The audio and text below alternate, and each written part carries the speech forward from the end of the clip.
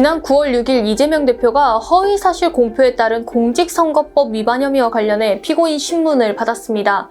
오는 9월 20일 결심 공판을 진행한 후 다음 달쯤 1심 선고가 나올 예정입니다. 이러한 기추와 관련하여 현재 국힘과 수고언론에서는 또다시 사법 리스크를 운운하며 이재명 대표를 흠집내어 추석밥상에 이재명 이슈를 올리고자 애쓰고 있습니다. 여기에 더 나아가서 범죄자 이재명이 공정하게 법과 원칙대로 수사하고 있는 검찰에 협조하지 않고 법을 무시하는 것처럼 언론 플레이를 하고 있습니다. 그러나 실상은 정치검찰이 증거 및 사건 조작, 날조 등 법기술을 자행해 이재명 대표에게 혐의를 씌우려는 수작을 부리고 있다는 것을 여러분들도 잘 아실 것입니다. 검찰에서 주장하는 이재명 대표의 공직선거법 위반 혐의 내용은 크게 두 가지입니다. 첫째는 2021년 12월 방송에서 대장동 개발 특혜 의혹 수사를 받다가 숨진 김문기 전 성남도시개발공사 개발 1처장을 몰랐다고 허위 발언했다는 것입니다. 둘째는 2021년 10월 국회 경기도 국정감사에서 경기도 성남시 분당구 백현동 개발 특혜 의혹과 관련하여 국토교통부가 이재명 본인에게 직무유기를 운운하며 용도 변경을 압박했다는 거짓 진술을 했다는 것입니다.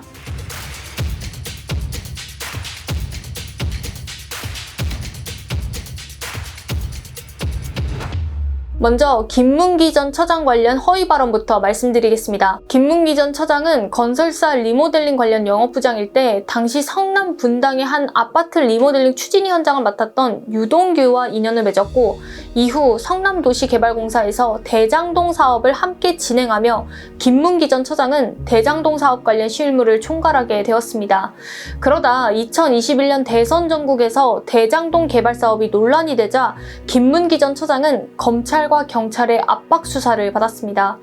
김문기 전 처장의 동생에 따르면 검찰과 경찰이 개인 하나를 두고 몇 번씩 참고인 조사하다 보니 형이 현직 실무자로서 중압감을 크게 받았고 이를 감당하지 못한 것 같다며 자세한 조사 내용은 모르지만 수사기관이 형의 업무 영역이 아닌 것까지 하지 않았냐는 식의 질문을 한 것으로 알고 있다고 언급했습니다. 결국 2021년 12월 21일 김문기 전 처장은 성남도시개발공사 개인 사무실에서 싸늘한 주검으로 발견되었습니다. 김문기 전 처장이 사망한 다음 날이 2021년 12월 22일 이재명 당시 대선 후보는 SBS 주영진의 뉴스브리핑 방송에 출연했습니다. 이때 김문기 전 처장을 알았냐는 앵커의 질문에 시장 재직 때는 몰랐다고 언급했습니다. 그러면서 김문기 전 처장을 알게 된 건 경기도지사 때라고 답하며 경기도지사가 된 다음 대장동 개발과 관련해 기소되어 재판받을 당시 김문기 전 처장의 존재를 알게 되었고 대장동 사업 실무 등 세부 내용을 파악하기 위해 김문기 전 처장과 꽤 많이 통화했다고 밝혔습니다. 그러나 검찰은 김문기 전 처장을 몰랐다는 발언만 발췌해 이재명 당시 대선 후보가 성남시장 재직 당시 김문기 전 처장을 알고 있었음에도 몰랐다며 거짓말했다고 판단했습니다. 여기에 2015년 호주 뉴질랜드 출장 때 이재명 당시 성남시장과 김문기 전 처장이 나란히 찍힌 사진과 김문기 전 처장과 일을 같이 해왔던 유동규 전 성남도시개발공사 기획본부장의 진술 등을 증거로 내세우며 이재명 당시 대선 후보의 혐의를 구체화했습니다. 여기서 잠시 검찰이 제시한 사진 자료를 보면 이재명 블로그에서 캡처한 것인데 문제는 여러 장의 사진이 있음에도 불구하고 김문기 전 처장이 포함된 단체 사진만을 골라 제출하였고 또한 김문기 전 처장과 대화를 나누거나 둘이서만 찍은 사진 등은 없음에도 불구하고 단체 사진이 있기에 잘 알고 있었다는 증거라고 검찰이 주장한 것입니다. 다음으로 2021년 10월 국회 경기도 국정감사에서 이재명 당시 경기도지사가 백현동 특혜 의혹과 관련한 질의에 대해 국토교통부의 압박을 받았다는 취지의 허위 진술을 했다는 의혹을 보겠습니다. 여기서 잠시 백현동 특혜 의혹에 대해 말씀드리면 이재명 대표가 성남시장이던 2015년에는 박근혜 정부가 국토균형발전 정책 일환으로 지방에 여러 혁신도시를 세우고 수도권에 있던 공공기관을 이전시켰습니다. 이때 성남에 있던 한국식품연구원도 지방 이전 대상이라 전라북도로 본사를 옮겨야 하는 상황이었습니다. 한국식품연구원은 본사 이전 비용을 마련하기 위해 백현동 부지 매각을 시도했으나 8차례나 입찰이 불발됐습니다. 이에 한국식품연구원은 자연녹지 상태였던 백현동 부지를 용도 변경해 민간 개발업자들에게 팔고자 했고 국토교통부에 용도 변경을 해달라고 수차례 공문을 보냈습니다.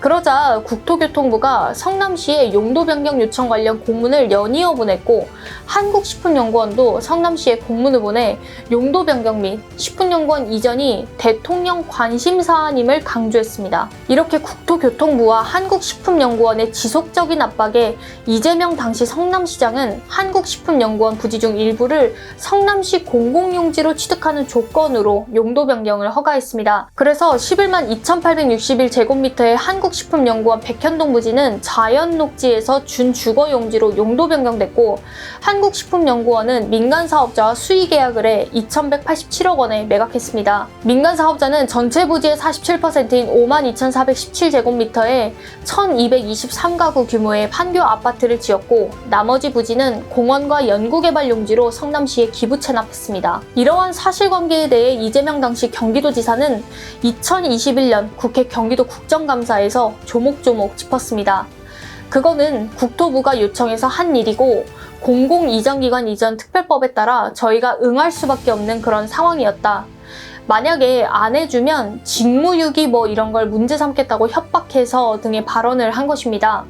이후 국힘은 이재명 당시 경기도지사가 허위 사실을 공표했다며 고발했고 2022년 8월 경기 남부 경찰청이 사건을 검찰에 송치했으며 이후 검찰은 허위 사실 공표에 따른 공직선거법 위반 혐의로 이재명 대표를 기소했습니다. 참고로 백현동 의혹의 경우 2023년 9월 검찰이 쌍방울 대북 송금 의혹과 위중교사 의혹을 한데 묶어 구속영장을 신청했으나 법원에서 백현동 사건은 직접 증거 자체가 부족하다고 적시하며 기각했습니다. 그 뒤 검찰은 한 달 만인 2023년 10월 백현동 사건에 대한 물적 증거가 충분하다며 이재명 대표를 불구속 기소했으나 아직까지도 명확한 혐의점을 밝히지 못하고 있습니다. 검찰이 자신감을 내비치며 이재명 대표를 기소했지만 이는 의도적인 법률 과잉 해석에 따른 끼워 맞추기식 기소였습니다. 검찰은 공직선거법 250조 후보자의 배우자 또는 직계존비 속이나 형제자매의 출생지, 가족관계, 신분, 직업, 경력 등 재산, 행위, 소속단체, 특정인 또는 특정 단체로부터의 지지 여부 등에서 이재명 대표의 발언은 행위에 해당해 허위사실 공표죄가 성립된다고 주장했습니다. 이 행위 개념은 과거 어떤 행위를 했는데 사실과 달리 안 했다고 부정하거나 혹은 어떤 행위를 안 했는데 했다고 말하는 것을 뜻합니다. 이를 적용해 검찰은 이재명 대표가 김문기 전 처장으로부터 보고를 받는 등 업무를 보좌받은 것, 함께 골프를 친 것, 함께 호주, 뉴질랜드 해외 출장을 다녀온 것 등의 행위 사실 모두를 부인하는 취지에서 몰랐다 말했기에 허위 사실을 공표했다며 공소장에 적시한 것입니다. 만약 검찰의 주장대로 이재명 대표가 혐의가 있으려면 김문기 전 처장과 골프를 치지 않았다거나 해외 출장을 다녀오지 않았다고 부인하는 말을 해야 했지만 이재명 대표는 그런 말을 한 적이 없기에 공직선거법에 저촉될 사항 역시 아무것도 없었습니다. 그런데 검찰은 사실관계를 모두 무시한 채 외려 증거를 조작하고 나섰습니다. 실제로 이재명 당시 성남시장이 2015년 호주 뉴질랜드 출장 때 김문기 전 처장이 동행한다는 성남도시개발공사 공문에 결재했다며 김문기 전 처장을 알 것이라고 했습니다. 그러나 당초 이재명 시장이 결재한 최초 성남도시개발공사 공문 속 호주 뉴질랜드 방문자에는 김문기 전 처장 이름이 없었고 이 땡땡씨의 이름만 있었습니다.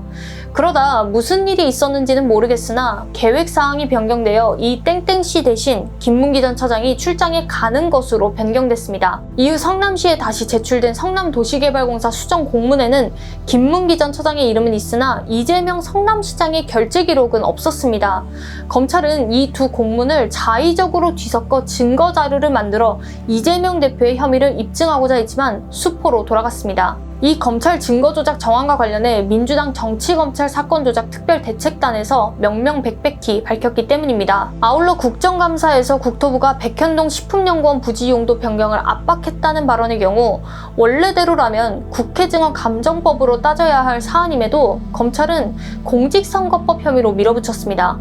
이를 두고 이재명 대표가 실제 국토교통부 식품연구원에서 작성한 백현동 식품연구원 부지에 대한 용도 변경 요구 문건 3건 사건을 직접 공개하며 자신의 발언에 대한 사실 입증과 더불어 검찰 주장을 정면 반박했습니다. 계속해서 자신들의 논리가 깨지자 검찰은 2024년 6월 14일 공소장 변경 허가 신청서를 제출했습니다. 한 달 뒤인 7월 12일 검찰의 공소장 변경에 대한 변호인단의 변론과 더불어 검찰이 증거로 신청한 서류 중 피고인들의 동의를 얻어 증거로 채택된 것을 법정에서 공개하고 이를 통해 입증하려는 취지가 무엇인지 설명하는 서증조사 절차가 진행됐습니다. 여기서 확인된 검찰의 변경된 공소장에는 종전 공소사실 중 일부가 수정되거나 특정 표현이 삭제됐습니다. 김문기 씨와의 관계에 대해 종전 공소사실엔 이재명은 수차례에 걸쳐 마치 성남시장 재직 당시에는 대장동 개발 사업의 핵심적인 업무를 담당한 성남도시개발공사 3급 간부인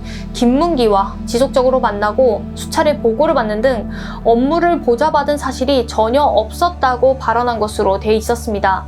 그러나 변경된 허가 공소장에는 이재명 대표의 발언을 성남시장 재직 시에는 김문기의 존재를 몰랐다며 이재명과 김문기는 교유 관계에 있었다며 법에서는 잘 쓰지 않는 추상적인 용어를 집어넣었습니다. 백현동 부지 용도 변경의 경우 원래는 이 전 대표는 국토교통부로부터 4단계 용도 지역 변경을 하라는 지시를 받았다고 발언한 것으로 적시했습니다. 그러나 변경된 공소장에는 4단계라는 표현이 삭제됐습니다. 또 국토부로부터 용도지역 변경을 하지 않으면 직무유기로 문제 삼겠다는 협박도 받았다는 발언은 협박까지 받은 것처럼 거짓말을 했다고 바꿨습니다. 이렇게 검찰은 오로지 이재명 대표를 범죄자로 만들겠다는 목표를 가지고 주관적이고 편향적인 잣대로 증거나 공소장 등을 조작하고 날조했고 이를 가지고 재판에서 자신들의 주장을 관철시켜 재판장의 지적을 받는 해프닝이 벌어지기도 했습니다. 실례로 검찰은 26페이지에 달하는 공소장에 기소 혐의와 직접적인 관계가 없는 이재명 대표의 정치 경력과 대선 과정 및 언론 보도, 주변 인물들의 행위를 적어놓곤 공소사실 요지 진술을 장시간 이어갔습니다. 이는 공소장에 판사에게 유죄의 예단을 심어줄 수 있는 혐의와 무관한 사실을 적어선 안 된다는 형사소송 규칙인 공소장 일본주의를 어긴 것이었습니다. 이를 두고 재판장은 검찰의 공소장 일본주의 위반을 지적했습니다. 더불어 2023년 11월 10일 백현동 용도 변경 허위 발언 관련 공판에서 서증조사가 진행됐는데 이때 검찰은 문제가 된 이 대표 발언 영상을 두 번으로 나누어 약 7분 동안 재생했습니다. 영상 재생 후 검찰은 경기도 국감 당시 이 대표가 위증하지 않겠다고 선서한 점, 생방송으로 널리 전파된다는 점을 알면서 허위 발언을 했다고 주장했습니다. 이에 재판부는 검찰의 서증조사 진행 방식을 지적하면서 검찰이 어떤 증거를 가지고 있는지를 보여주는 시간인데 주장을 하고 있다며 서증조사 범위에서 벗어나지 않도록 법에서 정한 대로 하라고 말했습니다. 이 공직선거법 혐의에서도 볼 수 있다시피 검찰은 대선 때부터 지금까지 2년 넘는 시간 동안 명확한 물적 증거 하나 내놓지 못한 채 각종 증거를 조작해 이재명 대표가 사소한 혐의 하나라도 걸릴 때까지 기소하고 수사하는 이른바 기우제식 수사를 벌이고 있습니다. 법률과 양심에 따라 법을 다루고 집행해야 할 검찰은 오랫동안 정치 권력의 기생에 썩어버렸고 이제는 윤석열 정권의 사냥개에 불과함에도 마치 자신들은 법에 따라 공정하게 수사하고 있다는 오만한 착각에 빠진 채 자꾸만 정치적 존재감을 드러내려 하고 있습니다. 이제 검찰개혁 및 해체를 통해 법치국가로서의 면모를 바로 세우고 정의와 공정을 세워나가야 할 것입니다. 마지막으로 검찰의 폭주를 막기 위해 사법부의 역할이 정말 중요합니다. 실례로 9월 9일 진행된 이재명 대표 위증교사 공판에서 검찰이 이재명 대표의 통화 녹취록 일부분을 발췌해 공개했을 때 재판부가 검찰의 주장만을 수용하지 않고 녹취록 전체를 틀어달라고 했습니다. 이처럼 사법부는 편향된 증거와 주장만을 내세우는 검찰처럼 할 것이 아니라 그 어느 때보다 자신의 이념이나 성향에 치우치지 않고 법에 따라 공정하고 객관적인 판단을 내리는 것을 숙명으로 여기고 이행해야 할 것입니다.